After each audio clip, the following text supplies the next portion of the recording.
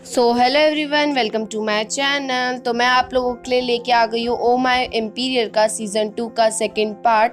तो अगर आपने इसके पिछला सीज़न और इसके फर्स्ट पार्ट नहीं देखा है तो उसका लिंक आपको नीचे डिस्क्रिप्शन बॉक्स या फिर मेरे चैनल के प्लेलिस्ट सेशन में भी मिल जाएगा। वीडियो अच्छी लगे तो वीडियो को लाइक और चैनल को सब्सक्राइब करना मत भूलना, ताकि मेरे को ऐसी और इंटरेस्टिंग वीडियो बनाने में थोड़ा मोटिवेशन मिले। तो बिना समय गवाए वीडियो स्टार्ट करते हैं। हमने पिछले एपिसोड में देखा था कि तांग तांग शांग्यू को बचाने आता है, लेकिन तांग तांग की पागलपंती की वजह से तांग तांग भी ओरियन लैंड वालों की तरफ से पकड़ा जाता है। शांग्यू कहता है कि आप यहाँ पे क्यों आए हो, जिसपे तांग तांग कहता है तुम्हें बचाने। तो शांग्यू कहता है कि अगर मैं आपकी जगह होता तो आपको बचाने नहीं आता, क्योंकि शांग्यू ने सही कहा, तांग तांग को इस टाइम पे इन्फॉर्मेशन जाके अपने जोंडिक लैंड को बताने चाहिए था। लेकिन तांग तांग कहता है कि घबराने की कोई ज़रूरत नहीं है, सारी चीज़ जो है मेरे हाथ में है। जिसपे शांग्यू कहता है कि मतलब आपने तो प्लान बना रखा होगा कि अब क्या करना है। जिसपे तांग तांग कहता है कि अभी मेरे पास कोई भी नेक्स्ट प्लान नहीं है। और ये सब सुन के शांग्यू थोड़ा निराश हो जाता है, मतलब कैसे राजा का भाई है, इतना सा भी दिमाग नहीं है। ओरियन लैंड वाले तांग तांग को दवाई पिलाने आते हैं, जिसपे तांग तांग उनको ही पलट जवाब दे देता है और साथ ही साथ जंजीरों से भी आज़ाद हो जाता है। और जंजीरों से आज़ाद होने के बाद तुरंत तांग तांग शांग्यू को भी आज़ाद कर देता है। सब कुछ अपने हाथों से जाता देख बिंग बिंग एक इंस्ट्रूमेंट बजाती है, जिसकी आवाज़ सुन ऑफ्यूकस लोग और भी शैतानों की तरह हरकत करने लग जाते हैं। लेकिन उसी टाइम पे तांग तांग बिंग बिंग से वो इंस्ट्रूमेंट गिरवा देता है। थोड़ी देर में तांग तांग बिंग बिंग को अपनी गोदी में उठा के वहाँ से भाग जाता है और शांग्यू भी शी फेंगली को लेके चले जाता है। और जाने से पहले तांग तांग अपनी कॉपीज बना लेता है ताकि वो ऑफ्यूकस लोगों से लड़ सके। काफी देर से भागने की वजह से सभी लोग एक जगह थक के बैठ जाते हैं, जिसपे शांग्यू कहता है तांग तांग से कि आपने इसको क्यों छोड़ रखा है। जिसपे तांग तांग कहता है कि इतनी सुंदर लड़की को ऐसे ही थोड़ा मार सकता हूँ मैं। शांग्यू शी फेंगली को उठाता है, लेकिन अभी भी शी फेंगली का बर्ताव बिल्कुल नहीं बदला होता है, वही राक्षस जैसा हो रखा होता है बर्ताव, जिस वजह से शांग्यू फिर से बेहोश कर देता है शी फेंगली को। अचानक से वो ऑफ्यूकस लोग वापस से उनके पास आने लग जाते हैं, जिसपे तांग तांग बिंग बिंग से कुछ करने के लिए कहता है। लेकिन बिंग बिंग कहती है मेरे पास वो इंस्ट्रूमेंट है नहीं और मैं अपने मुंह से भी वैसी आवाज़ नहीं निकाल सकती हूँ, जिस वजह से वो सब खड़े होते हैं और भागना शुरू कर देते हैं। ऑफ्यूकस लोग बहुत ज़्यादा थे, जिसपे तांग तांग शांग्यू को कहता है कि तुम अपनी पावर का यूज़ करो और स्पीड से राजमहल पहुंच जाओ। शांग्यू पहले मना करता है कि मैं आपको छोड़ के नहीं जा सकता, जिसपे तांग तांग कहता है कि तुम मेरी चिंता मत करो और फटाफट से शी फेंगली को राजमहल लेके जाओ। तांग तांग बिंग बिंग को भी नीचे उतार देता है ताकि वो लोग और भी स्पीड में भाग सके। लेकिन तभी बिंग बिंग का पैर एक गड्ढे में जाता है और वो दोनों ही गिर जाते हैं। तांग तांग उस टाइम पे बिंग बिंग के सीधा ऊपर होता है और तभी बिंग बिंग देखती है कि ऑफ्यूकस लोग आ रहे हैं। तो बिंग बिंग जानबूझ के तांग तांग को अपनी तरफ खींच लेती है ताकि ऑफ्यूकस लोग उन दोनों को देख ना ले। ऑफ्यूकस लोगों के जाने के बाद बिंग बिंग और तांग तांग चैन की सांस लेते हैं और वहीं पे ही लेट जाते हैं। सीन चेंज होता है और जोंडिक लैंड का सीन दिखाया जाता है, जहाँ पे तांगमा लुओ से बात कर रहा होता है। तभी ग्रैंडमा लुओ से कहती है कि मुझे माफ़ कर दो, मैंने तुम्हें गलत समझा और तुम्हें जो भी गिफ्ट चाहिए तुम ले सकती हो यहाँ से। जिसपे लुओ कहती है मुझे कोई भी गिफ्ट नहीं चाहिए, बस मैं ये चाहती हूँ कि जो राजा की मौत है वो हम ऑफ्यूकस लोगों की वजह से नहीं हुई है, ये नाम बस हमारे ऊपर से हट जाए। इस पे ग्रैंडमा कोई भी जवाब नहीं देती और कहती है कि मैंने सुना है तांगमा और तुम एक दूसरे को लाइक करते हो, तो इसलिए तुम फटाफट से शादी कर लो और मुझे एक पोता भी दे दो। जिस पे दोनों के दोनों कोई जवाब नहीं देते और तांगमा और लियो वहाँ से चले जाते हैं। सीन दोबारा ओरियन लैंड की तरफ शिफ्ट होता है, जहाँ पे तांग तांग और बिंग बिंग को एक झोपड़ी मिल गई थी, जहाँ पे वो अपनी पूरी रात जो है गुजारना चाहते थे और वो दोनों साथ में बहुत ज़्यादा मस्तियाँ भी करते हैं। जब तांग तांग बिंग बिंग सो जाते हैं तभी उस घर का ओनर वहाँ पे आता है और सारा सामान देख के वो समझ जाते हैं कि हमारी झोपड़ी के अंदर कोई है। वो लोग झोपड़ी के अंदर धुआं छोड़ देते हैं, जिस वजह से तांग तांग और बिंग बिंग बाहर आते हैं। तांग तांग उनसे काफ़ी लड़ता है, लेकिन अचानक से जब वो बिंग बिंग पे वार करते हैं तो तांग तांग यहाँ पे घायल हो जाता है बिंग बिंग की जगह, और वहाँ से बिंग बिंग और तांग तांग फटाफट से भाग जाते हैं। दोनों के पास झोपड़ी भी नहीं थी और तांग तांग ने बिंग बिंग की जगह चोट भी खाई थी, जिस वजह से बिंग बिंग अपनी जो शॉल है वो तांग तांग को भी उड़ा देती है और कहती है कि मेरे क्लोज आने की ज़रूरत नहीं है वरना मैं तुम्हें मार दूंगी। अगले दिन जब बिंग बिंग अपनी आंख खोलती है तो उससे पहले तांग तांग उठ चुका था और तांग तांग उठते ही बिंग बिंग के कहता है कि अब मेरे को कुछ भी हुआ तो उसकी रिस्पॉन्सिबिलिटी तुम्हारी है। तांग तांग के इतना कहते ही बिंग बिंग तांग तांग को जंजीरों से बांध लेती है और उसको लेके चली जाती है अपने साथ। सीन दोबारा जोंडिक लैंड की तरफ शिफ्ट होता है, जहाँ पे तांगी को ग्रैंडमा ने बुलाया होता है। तांगी जब पूछता है कि कुछ काम था ग्रैंडमा, जिस पे ग्रैंडमा कहते हैं तुम्हारे अंकल की वेडिंग नजदीक आ रही है तो जल्द से जल्द पूरा राजमहल सजा दो, जिस पे तांगी हाँ में जवाब देते हैं और वहां से चुपचाप चले जाता है बिना कुछ कहे। सजावट शुरू हो जाती है और लुओ ये सब कुछ देख रही होती है। तभी वहाँ पे यानरान आती है। यानरान को देख के लुओ कहती है कि मैंने सोचा तुम मुझसे बहुत ज़्यादा गुस्सा हो गई होगी और मुझसे अब मिलने भी नहीं आओगी, जिस पे यानरान कहती है इसमें तुम्हारी कोई गलती थोड़ी ना है, तांगमा भी तुम्हें लाइक करते हैं तो मैं ये सब कुछ कैसे चेंज कर सकती हूँ। जिस पे लुओ कहती है कि मैं कुछ भी झूठ बोलने के लिए तैयार हूँ, लेकिन अगर बात शादी की होगी तो मैं इस चीज़ को कभी भी ऐसे ही बर्बाद होते हुए नहीं देख सकती हूँ। मैंने एक प्लान बना रखा है और तुम चिंता मत करो। और फिर तभी लुओ कुछ कान में यानरान के कहती है, जिसे सुन के यानरान भी काफ़ी खुश हो जाती है और वो दोनों के दोनों साथ में बैठ के सजावट देखने लग जाते हैं। तांगी लुओ और तांगमा की सगाई को सोच सोच के काफ़ी ज़्यादा परेशान हो रखा था। तभी वहाँ पे जांग तियान आता है और खाने के लिए बुलाता है तांगी को, जिसपे तांगी कहता है कि मुझे भूख नहीं है, तुम यहाँ से चले जाओ। जांग तियान जाते जाते कहता है कि भले ही महाराज मुझे मार दे, लेकिन मुझे पता है कि महाराज कितना लाइक करते हैं लुओ को और लुओ भी महाराज को कितना लाइक करती है और ये तो सबको दिखता है, लेकिन अब मुझे नहीं लगता कि अब कभी महाराज और लुओ साथ हो पाएंगे। और जांग तियान इतना ही कह रहा होता है, जिसपे तांगी वहीं पे खड़ा उठता है और जांग तियान को वहाँ से जाने के लिए कहता है। सीन दोबारा ओरियन लैंड की तरफ शिफ्ट होता है, जहाँ पे बिंग बिंग तांग तांग को बाजार की तरफ लेके जाती है और वहाँ से बिंग बिंग एक ऊँट खरीदती है और दोनों के दोनों किसी और तरफ के लिए निकल जाते हैं। सीन दोबारा जोंडिक लैंड की तरफ दिखाया जाता है, जहाँ पे तांगी कुछ सोच ही रहा होता है। तभी वहाँ पे जांग तियान आता है और कहता है कि महाराज शांगयू वापस आ चुके हैं। शांगयू तांगी के पास जाता है और कहता है कि महाराज शी फेंगली की हालत अभी भी ठीक नहीं है, तो इसलिए मैंने उसको रेस्ट करने के लिए रख रखा है। शांगयू इस बार दवाई भी लेके आया होता है, जिस वजह से ऑफ्यूकस लोग ऐसा बर्ताव कर रहे होते हैं। उस दवाई की जो स्मेल होती है वो बहुत ही ज़्यादा गंदी होती है, जिस पे शांगयू कहता है कि महाराज ये जो फूल है मैं उनके साथ लेके आया हूँ और इन फूलों को अगर आप इस दवाई में मिला दोगे तो इसकी जो बदबू है वो पूरी तरह से गायब हो जाएगी। और शांगयू आगे कहता है कि इसमें ऑफ्यूकस लोगों की कोई गलती नहीं है, ये सब जो है ओरियन लैंड वालों ने ही कोई साजिश रच रखी है। शांगयू के इतना कहते ही तांगी कहता है कि ओरियन लैंड से तो मेरी ग्रैंडमा बिलोंग करती है। तांगी ग्रैंडमा के पास जाता है और सारी बात उन्हें बताता है, जिसपे ग्रैंडमा कहती है कि तुम्हें लगता है कि ये सब ओरियन लैंड वालों ने किया है, जिसपे तांगी कहता है कि राजा की मौत भी ओरियन लैंड वालों की ही वजह से हुई थी और अभी जो इन पूरे देश की हालत है ये भी ओरियन लैंड वालों की ही साजिश है।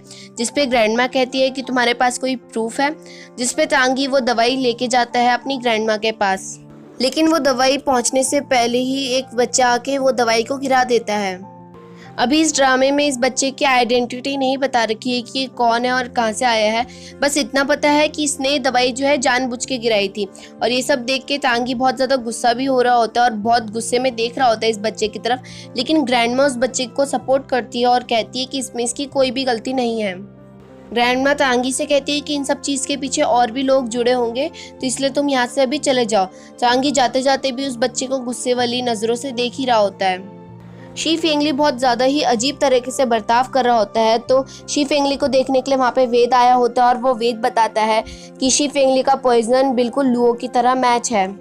तभी वहाँ पे लुओ स्टाइल में एंट्री लेती है और कहती है कि मैं देखती हूँ शी फेंगली को हुआ क्या है। लुओ कहती है शी फेंगली का डेजर्ट में जाने की वजह से पूरा फेस जो है टैन भी हो चुका है और कितना ज़्यादा रूखा हो चुका है, जिस पे लुओ कहती है कि इसका इलाज मेरे पास है, ये फेस मास्क लगा के शी फेंगली की त्वचा अच्छी हो जाएगी। ये सब देख के तांगमा लुओ से कहता है कि अभी ये मजाक करने का टाइम नहीं है, जिस पे लुओ कहती है ठीक है मैं देख रही हूँ। तो लुओ यहाँ पे अपनी पावर का यूज़ करती है, जिस वजह से शी फेंगली थोड़ा बेहोश हो जाता है और अभी लुओ जो अच्छे से रिकवर नहीं हुई थी तो लुओ को चक्कर आने लग जाते हैं। तांगमा बचाने लुओ के बेहोश होते ही यानरान लुओ को वहाँ से लेके चली जाती है। दूसरी तरफ तांगी उस बच्चे के बारे में ही सोच रहा होता है और कह रहा होता है मन ही मन कि हो ना हो इस सब के पीछे उस बच्चे का भी हाथ है।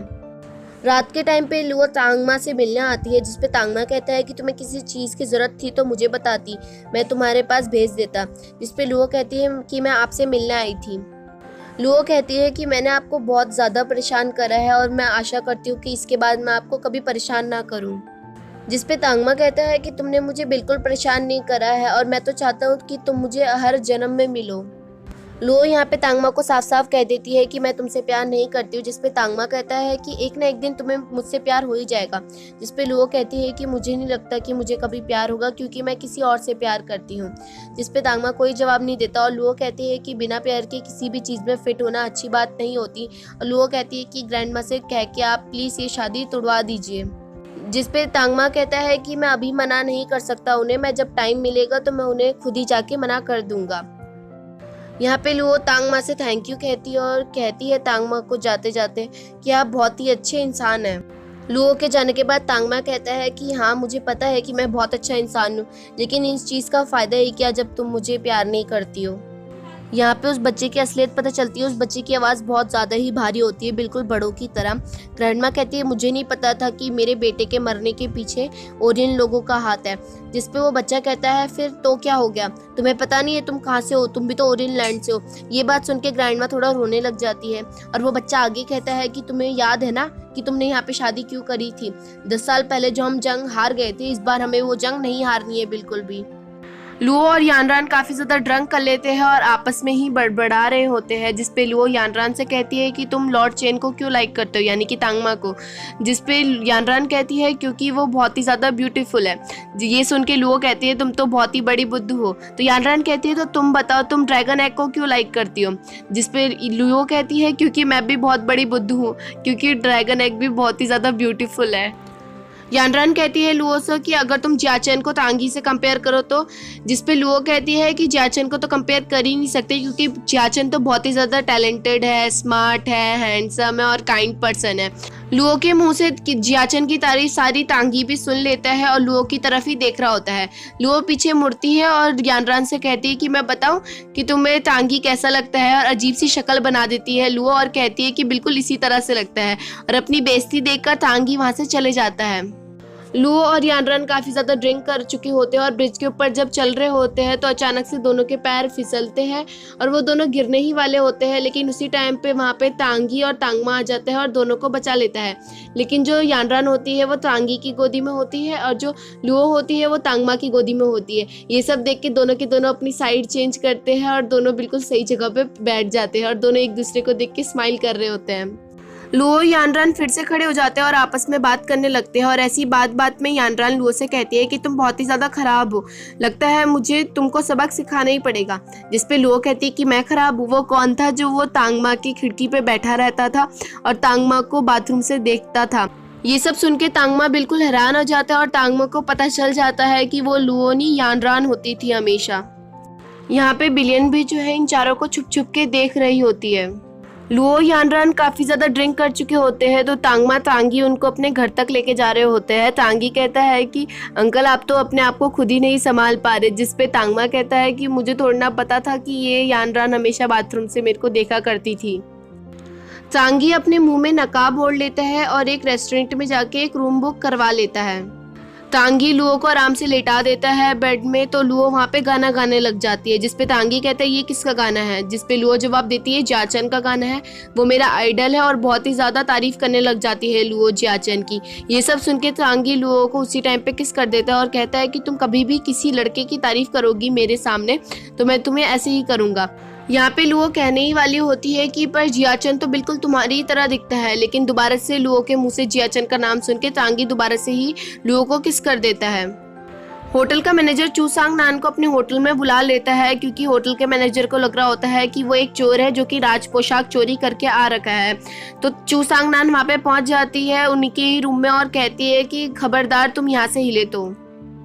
उस टाइम पे तांगी लुओ को किस कर रहा होता है। तांगी खड़ा होता है चू सांग नान की आवाज़ सुन के और जैसे ही पीछे मुड़ता है तो वहाँ पे चू सांग नान को बहुत ही बुरा लगता है और वो माफ़ी मांगती है तांगी से। अगली सुबह यानरान लुओ के कमरे में आती है और रोने लग जाती है। लुओ पूछती है कि तुम क्यों रो रही हो। जिसपे यानरान चिल्लाती है और कहती है कि तुमने सारी बात तांगमा के सामने बता दिया, मैं तांगमा को कैसे फेस करूँगी। जिसपे लुओ माफ़ी मांगती है यानरान से। ग्रैंडमा चारों को अपने राज दरबार में बुलाती है और सबको सुना रही होती है, क्योंकि ग्रैंडमा को पता चल चुका होता है बिलियन द्वारा कि यानरान और लुओ ने ड्रिंक करा था, जबकि जो गर्ल्स होती है वो ड्रिंक नहीं करती है। ग्रैंडमा सबसे ज़्यादा लुओ पे चिल्लाती है, क्योंकि तांगी एक राजा है, वैसे ही तांगमा भी एक राजा है और यानरान एक प्रेसिडेंट की बेटी है और लुओ कुछ भी नहीं है। वो लुओ पे कुछ ज़्यादा ही चिल्ला रही होती है और कहती है तुम लोगों को शर्म नहीं है ये सब करते हो और तुम्हें शोभा देता है। यहाँ पे यानरान भी माफ़ी मांगने लग जाती है लुओ की तरफ से और कहती है इसमें लुओ की ज़्यादा गलती नहीं है, इसमें मेरा भी साथ था। लुओ गुस्से में खड़ी हो जाती है और कहती है कि मुझे पता है कि आप मुझे जेल में डालना चाहते हैं ना, ठीक है मैं जेल में जाने के लिए तैयार हूँ, मैं अपने आप ही चली जाऊंगी। जिस पे ग्रैंडमा रोकती है और कहती है मुझे पता है कि तुम बहुत ज़्यादा ही फेमिलियर हो जेल वालों लोगों से, तो इसलिए तुम दोनों को यानरान और लुओ को जो है बिलियन के अंडर काम करना पड़ेगा, यानी कि बिलियन जो है इनसे नौकर वाला काम करवाएगी। बिलियन अब लुओ और यानरान पे हुक्म चलाने लग जाती है। बिलियन यानरान को थोड़े छोटे बर्तन देती है साफ करने के लिए। इसे देख के लुओ वहाँ पे खड़ी खड़ी हंसने लग जाती है। लुओ को हंसता देख बिलियन अब लुओ को 4 गुना बड़ा बर्तन पकड़ा के साफ करने का ऑर्डर दे देती है। वैसे ही बिलियन लुओ और यानरान को घास साफ करने के लिए कहते हैं, लेकिन वो दोनों वहीं पे पड़े फूलों को अपने बालों में लगाने लग जाते हैं। तभी वहाँ पे बिलियन आती है और उन पे चिल्लाने लग जाती है, तो बिलियन को देख के वो चुपचाप काम करने लग जाते हैं। बिलियन लुओ और यानरान पे अपना बदला पूरा करने के लिए कुछ ज़्यादा ही जुर्म कर रही थी और उनसे बहुत ज़्यादा ही काम करवाने में लगी थी। वहीं पे शी फेंगली ठीक तो हो चुका होता है, लेकिन अब शी फेंगली हर काम को बिल्कुल स्लो मोशन में कर रहा होता है। यानरान लुओ काफ़ी ज़्यादा थक चुके होते हैं, इतना थक चुके होते हैं कि उन दोनों के ऊपर उठने तक की पावर नहीं होती है। तभी वहाँ पे तांगी आता है, तो लुओ यानरान को इशारा करती है बाहर जाने की। तो शुरुआत में तो यानरान नहीं समझती, लेकिन बाद में जब लुओ आंख मारती है तब जाके यानरान को समझ में आता है कि लुओ क्यों बाहर जाने के लिए कह रही है।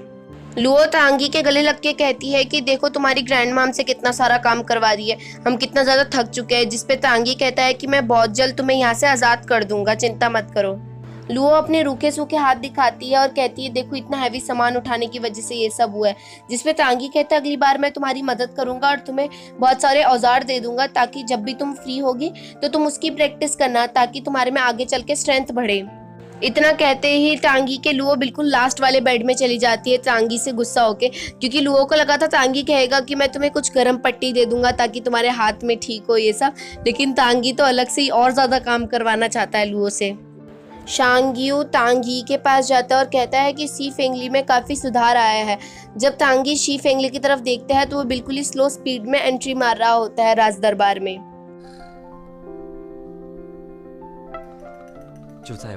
यहीं पे तांगी को एक और भी न्यूज़ मिलती है कि तांग तांग को लोग देखने गए थे, लेकिन तांग तांग अभी तक उन्हें कहीं पे भी नहीं मिल रहा। वहीं पे जनरल चू आता है और ये बताता है कि हमने लोगों से कहा था कि ऑफ्यूकस लोग अब आज़ाद हो चुके हैं, लेकिन अभी भी लोग ऑफ्यूकस को अवॉइड कर रहे हैं। तभी वहाँ पे मीदारिन भाग भाग के आता है और कहता है तांगी को कि हमारे वहाँ पे बहुत अजीब से मॉन्स्टर्स आ चुके हैं।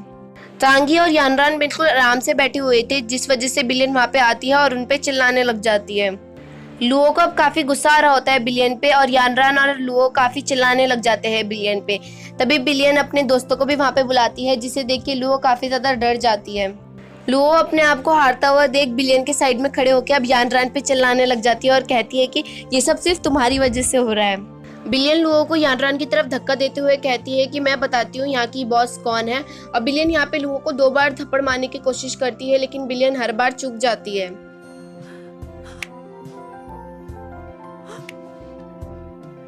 बिलियन को थप्पड़ मारने की वजह से सभी लोग अब लड़ने लग जाते हैं यानरान और लुओ से। बिलियन अपने साथियों को सपोर्ट करती है और कहती है कि और मारो इन्हें और मारो, जिसे सुन के लुओ को काफी गुस्सा आता है और लुओ सीधा एक लात मारती है बिलियन के मुंह पे। ये सारी बात ग्रैंडमा को पता चल जाती है कि वहाँ पे लड़ाई हो चुकी है, तो ग्रैंडमा निकल जाती है सबको देखने के लिए। बिलियन का चेहरा कुछ ज़्यादा ही बिगड़ चुका था लुओ के लात मारने की वजह से, और यहाँ पे लुओ अब बिलियन की और ग्रैंडमा की बुराई करने लग जाती है।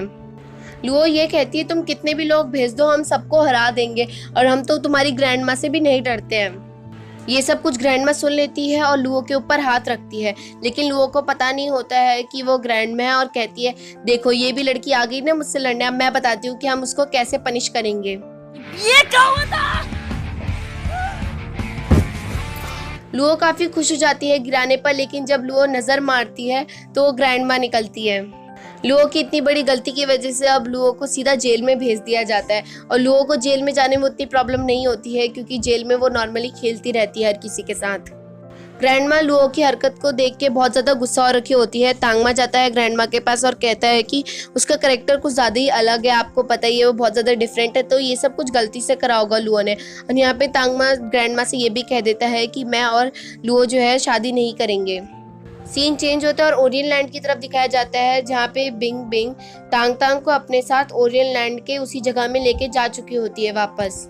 यही भी हमारा एपिसोड खत्म होता है और जैसे जैसे ड्रामा आगे बढ़ रहा है सब कुछ उलझता जा रहा है क्योंकि तांगी को अभी तक नहीं पता चला है उसका भाई कहाँ है, जबकि तांग तांग तो अब ओरियन लैंड पहुंच चुका है। तो तांग तांग के साथ आगे क्या होने वाला है, वैसे ही लुओ को भी ऑफ्यूकस लोगों का नाम नीचे करना है और अभी तांगी को ये भी नहीं पता है कि इन सब के पीछे उनकी ग्रैंडमा का भी हाथ है। और अभी तांगी को जिस बच्चे पे शक है उसको तो साफ साफ पता चल गया है कि वो लड़ाई करवाने वाला है और जोंडिक लैंड को अपने कब्जे में करने वाला है। तो किस तरह से ये सब होने वाला है आगे, तो उसके लिए देखने के लिए मेरे चैनल को सब्सक्राइब और वीडियो को लाइक करना मत भूलना। So thank you friends.